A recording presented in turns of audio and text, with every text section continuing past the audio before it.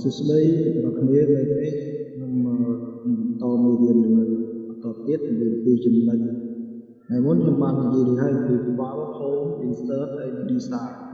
ហើយនៅនេះបន្តមកទៀតខ្ញុំនឹងនិយាយអំពីការប្រើប្រាស់ layout អញ្ចឹងតើ layout គេប្រើអំពីអ្វីអញ្ចឹងនៅក្នុង layout នេះមាន mark មាន orientation មាន size មាន column មាន break មាន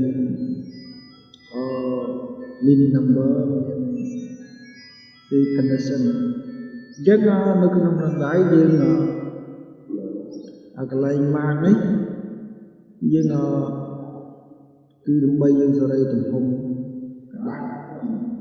ទំហំរបស់វាឲ្យវាមានគម្លាតកាត់ទៅឆ្វេងឬកាត់ទៅស្ដាំហ្នឹងម៉េចគឺយើងប្រើកន្លែងហ្នឹងអញ្ចឹងនៅកន្លែងនេះយើងចុចលើវាមកបើសិនយើងយកប៉ុណ្ណេះស្មើគ្នាទៅលើទៅក្រោយទាំងវាទៅថប់ទាំងលេខទាំង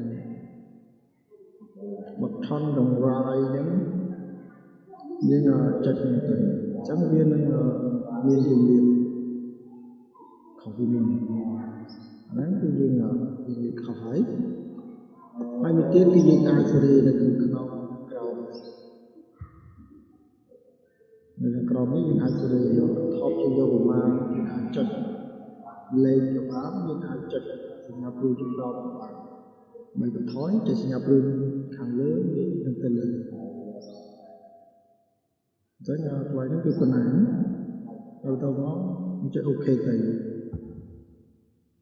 នៅពេលបន្តមកទៀតគឺយើងចូលទៅដល់កន្លែង orientation អញ្ចឹងនៅកន្លែងនេះដែរគឺយើង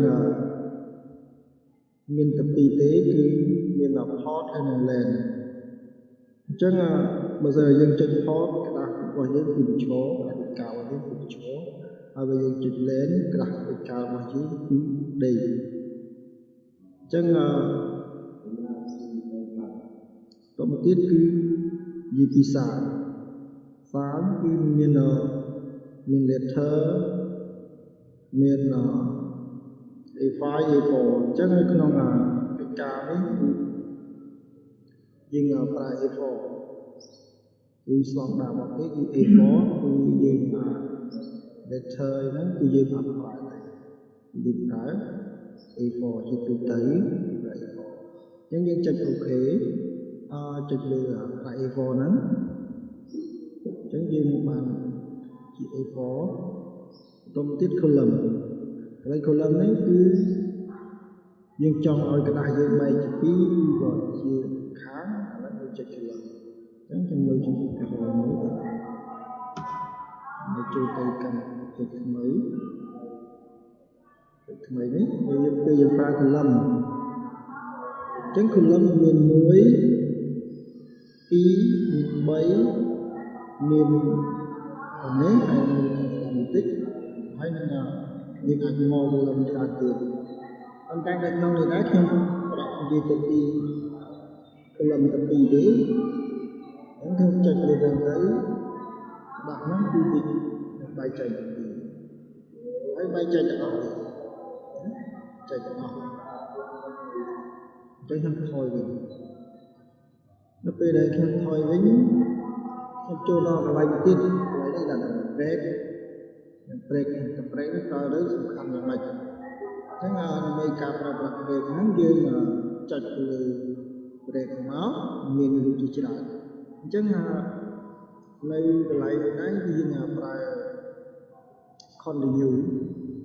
យើងចុច continue នៅពេលដែលយើងចុច continue យើងថាយើងចង់កំណត់ column យើងចុច2អញ្ចឹងវាមានខាងលើហ្នឹងគឺអត់មកជាប់ជាមួយខាងក្រោមទេខាងលើអត់ជាប់ជាមួយខាងក្រោមទេហើយបន្ទាប់មកទៀតបើសិនជាយើង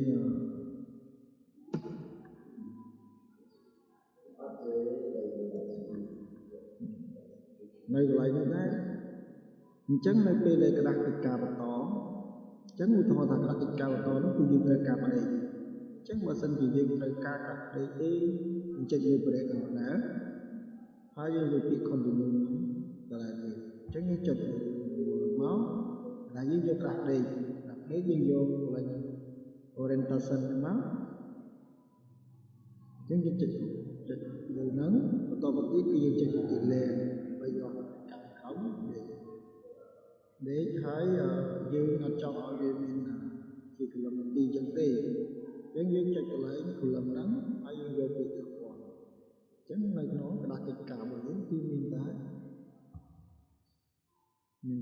មួយ column ទេអញ្ចឹងGoogle line number ហ្នឹងគឺយើងប្រើទេយើងមិនបាច់ប្រើទេតែគ្មានការចាំបាច់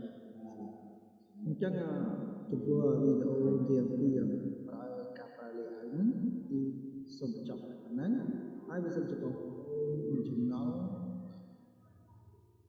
comment នៅក្នុងខាងក្រោម YouTube របស់ខ្ញុំបានដើម្បីខ្ញុំ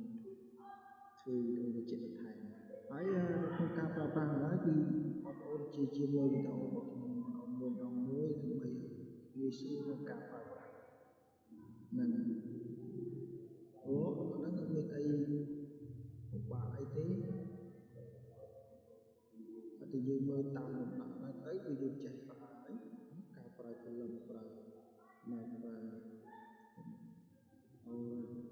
orientation អីហ្នឹងគឺមានអីពិបាកទេគឺយើងប្រើទៅចូលទៅតាមដំណាក់កាលដែលខ្ញុំបានបង្ហាញទៅយើងចង់បានមួយណាយើងប្រើហ្នឹងទៅហើយបងប្អូនកុំភ្លេចចុច subscribe ហើយនិង